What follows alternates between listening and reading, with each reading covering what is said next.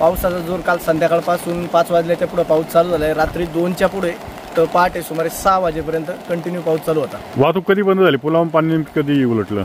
रात्री 3 वाजता प्रशासनाने मेसेज फॉरवर्ड केला. 3:30 वाजता पाण्याचा विसर्ग त्यांनी चालू केलेला आहे आणि पहाटे सगळे पाणी पुलाच्या वरनं होतं. आता पाण्याचा वेग थोडा कमी होऊन थोडे कटडे दिसतात. सकाळी पाण्याची पूर्णपणे कटडे देखील दिसत नव्हते सकाळी. दिसत नव्हते. आता पावसाचा जोर कसं काय सकाळपासून या भागामध्ये? पावसाचा जोर आता थोडा कमी होत चाललाय, पण रात्री प्रचंड पाऊस झालाय. जनावरे, इलेक्ट्रिक वस्तू वगैरे व्यवस्थित ठेवावंच लागतील, कारण सगळ्यात जास्त पावसामुळे बराके असतील, जनावरे असतील, यांना सगळ्यात जास्त धोका आहे. तरी नागरिकांनी सतर्क राहावे. खरं तर स्मशानभूमी पाणी आले, मंदिराला पाणी लागलेलं आहे. एकाची गाडी बुडालेली आहे आणि त्यात एक जणाच्या एक गाई वाहून गेली आणि एक जागेवरती मेलेली आहे. काय नाव काय त्या शेतकऱ्याचं?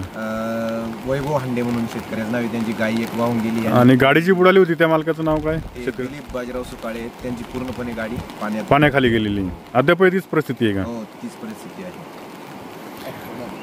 शेतकऱ्यांचं काय नुकसान झाले? बराख्यांचं म्हणा, कांद्याचं म्हणा. आता पिकांचं काय नुकसान आहे या भागामध्ये? सोयाबीन आणि बळीराम हांडे यांची बराकी पाण्याखाली गेली.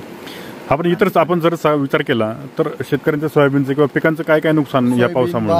आणि नदीला ज्या मोटरचे खोके आहेत ना, प्रत्येकाचे एक खोके नुकसान नदी 15-20 हजार नुकसान झाले प्रत्येक शेतकऱ्याचे. कारण प्रत्येकाचं खोकं नदीला असतंय खाली. प्रत्येकाचं खोकं नदीला आहे. आणि पाण्यातल्या ज्या मोटरी आहेत त्या काढल्या होत्या. मोटरी पण वाहून गेल्या असतील. वरच्या मोटरी बुडल्यात खाली पाण्यात. अनेक शेतकऱ्यांना या ठिकाणी पावसामुळं मोठा फटका बसलेला आहे. काहींची टोमॅटो बांधणीसाठी आलेली होती, काहींची सोयाबीन काढण्यासाठी आलेली, काहींची फ्लावर आहे, कोबी आहे, पूर्णपणे पाण्याखाली गेलेले. मोटारी, खोकी म्हणजे जे केबिन बॉक्स आहे पूर्णपणे पाण्याखाली. प्रत्येक शेतकऱ्याचा अंदाजे धरलं तर 5-6 हजारचं मोटारीचं आणि ह्या बॉक्सचं नुकसान आहे. त्याच्यानंतर शेतीचं तर प्रचंड सोयाबीन काढायची परिस्थिती आहे आणि काढता येत नाही पावसामुळं. तिथं पावसामुळं हे आहे. आणि या धरणाचं जे पाणी सोडले त्याच्यामुळं त्या एक शेतकऱ्याची गाई गेलेली आहे, एकाची बराकी पाण्याखाली आहे. आता पुलावरून पाणी गेले, वाहतूक ठप्प आहे. किती गावांचा संपर्क तुटला इकडं? या ठिकाणी इथून पुढे कमीत कमी 8 ते 10 गावांचा संपर्क तुटलेला आहे.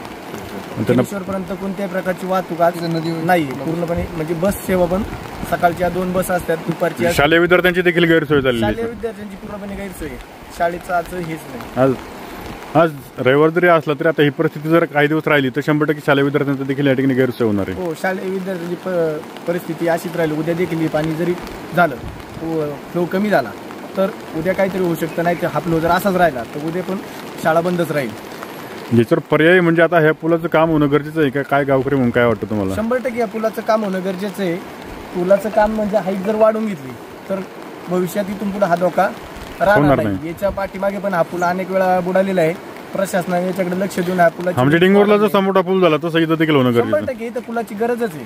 इथं 2 पूल आहे, याऐवजी 1 पूल उंच हाईटचा पूल असला तर हा संपर्क इथून पुढे पण कायम तुटणार नाही किंवा ही गैरसोयी नागरिकांची होणार नाही. कारण हाच एकमेव रस्ता या पश्चिम पट्ट्याला जाण्यासाठी आहे. या रस्त्याचा एक संपर्क तुटला का थेट धरणाच्या बॅक भिंतीवरून किरेश्वरवरून जावं लागतं आणि ते अत्यंत लांबचे विषय असल्यामुळे तिकडून जाणं येणं शक्य होत नाही नागरिकांना.